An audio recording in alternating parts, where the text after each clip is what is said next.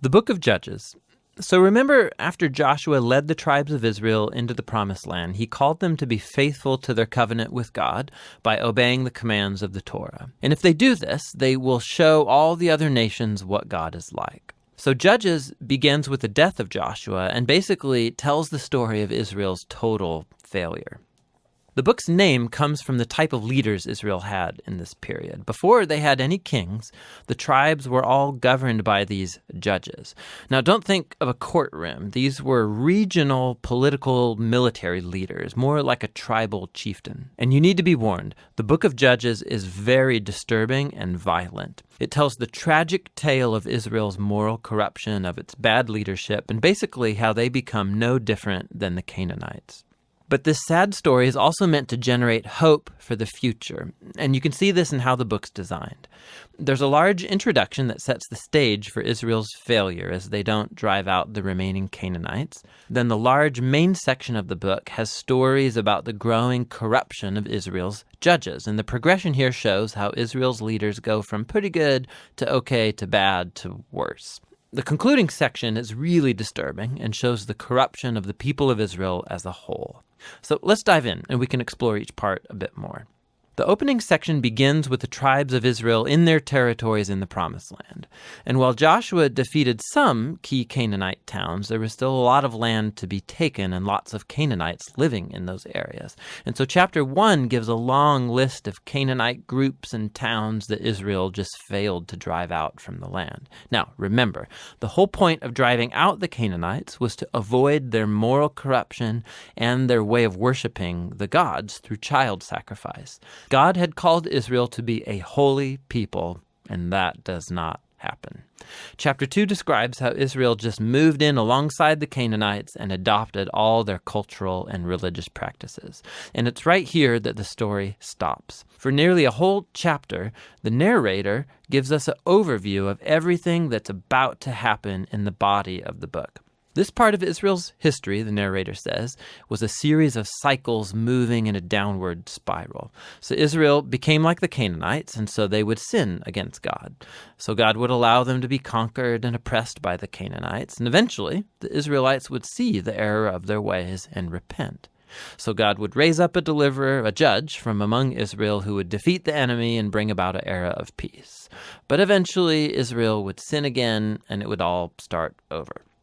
This cycle provides the literary design and flow for the next main section of the book. It gets repeated for each of the 6 main judges whose stories are told here.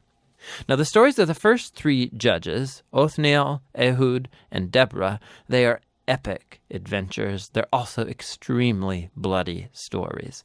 Either the judge themselves or people who help the judge, they defeat their enemies and deliver the people of Israel. The stories about the next 3 judges are longer, and they focus in on the character flaws of the judges, which get increasingly worse. So Gideon, he begins pretty well. He's a coward of a man, but he eventually comes to trust that God can save Israel through him. And so he defeats a huge army of Midianites with only 300 men carrying torches and clay pots. But Gideon has a nasty temper, and he murders a bunch of fellow Israelites for not helping him in his battle.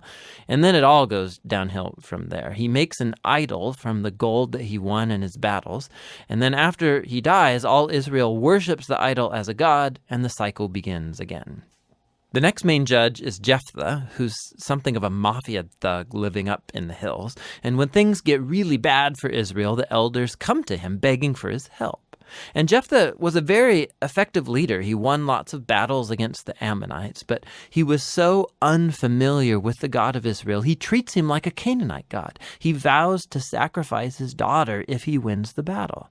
This tragic story, it shows just how far Israel has fallen. They no longer know the character of their own God, which leads to murder and to false worship. The last judge, Samson, is by far the worst. His life began full of promise, but he has no regard for the God of Israel. He was promiscuous, violent, and arrogant. He did win brutally strategic victories over the Philistines, but only at the expense of his own integrity, and his life ends in a violent rush of mass murder. Now, a quick note here. You'll notice a repeated theme in the main section of the book, that at key moments, God's Spirit will empower each of these judges to accomplish these great acts of deliverance. Now, the fact that God uses these really screwed up people doesn't mean he endorses all or even any of their decisions. God is committed first and foremost to saving his people, but all he has to work with is these corrupt leaders. And so work with them he does. This whole section is designed to show just how bad things have gotten. You can't even tell the Israelites and the Canaanites apart anymore, and that's just the leaders. The final section shows Israel as a whole hitting bottom. There are two tragic stories here, and they are not for the faint of heart. They're structured by this key line that gets repeated 4 times at the close of the book. In those days, Israel had no king, and everyone did what was right in their own eyes.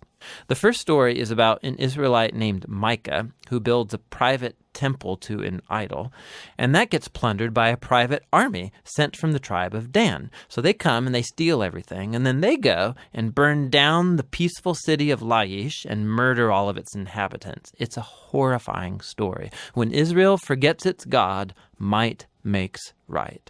The final story of the book is even worse. It's a shocking tale of sexual abuse and violence, which all leads to Israel's first civil war. It's very disturbing. And that's the point. These stories are meant to serve as a warning.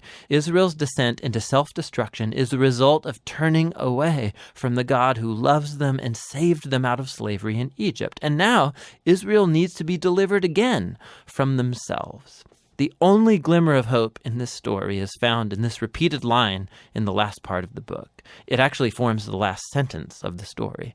Israel has no king. And so the stage is set for the following books to tell the origins of King David's family, the book of Ruth, and also the origins of kingship itself in Israel, the book of 1 Samuel. But the story of Judges has value as a tragedy.